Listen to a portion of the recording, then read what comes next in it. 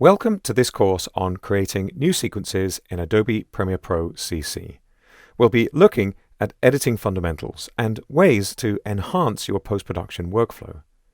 For this tutorial, I'm using the Editing workspace. You can reset the workspace by double-clicking on the editing name in the Workspaces panel. Just click Yes to confirm. There are several ways to personalize the Premiere Pro interface to suit your editing style, and let's explore some of the ways you can customize the Timeline panel to speed up your editing experience. There are several settings that change the information displayed and controls available in the Timeline panel. The Timeline Settings menu gives access to video and audio header customization. I'm going to choose Audio Header Customization here, and I'm going to begin by resetting the layout. This allows me to drag items out of the header and to drag them back in again. There are a couple of additional options available. I'm going to pull in this track meter, for example, and you'll see there's a track volume and track left and right balance control. These are for more advanced audio workflows. I'll click OK. And let's resize that track a little so we can see the level meter, and I'll click play so we can see it in action. You can create presets for track heights, and this is great for switching quickly between music and dialogue tracks. I'm going to create a preset with a large Audio 1 track to see this music audio waveform more clearly. First, I'm going to go to the Settings menu and choose Minimize All Tracks. This means I can see lots of tracks all at once, and I'm going to pull down the divider between Audio 1 and Audio 2 to see this nice and large.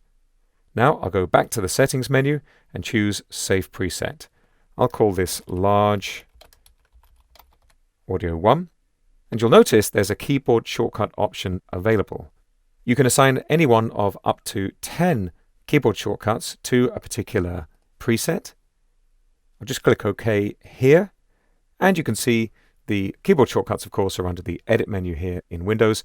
That's the Application menu in macOS.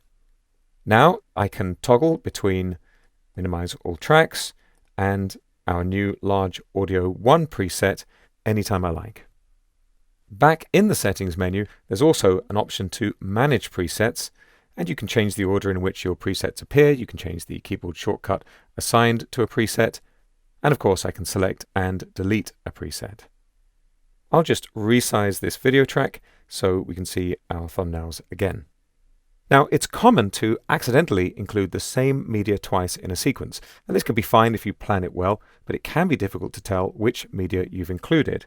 In the Settings menu, I'm turning on Show Duplicate Frame Markers. This allows us to quickly see which frames have been used more than once.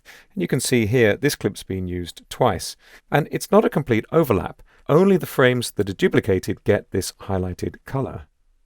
If I enable Show Through Edits, I can also see where I've added an edit that didn't need to be there. Here, these two clip segments were originally one continuous clip. And you can rejoin the clips by selecting the Edit and pressing Backspace or Delete. In the Settings menu, you'll find a number of options to show or hide thumbnails, keyframes, effects badges, audio waveforms, and so on. The more you remove, the cleaner the interface is and the easier it is to concentrate on your footage. Just remember, the options are all in the Settings menu. There are also settings in the Timeline panel menu. For example, right now we're seeing rectified audio waveforms, which makes it easier to see quieter audio in the waveform. If I deselect that option, we get a more traditional looking waveform. So that's just an introduction to personalization of the Timeline panel in Adobe Premiere Pro CC.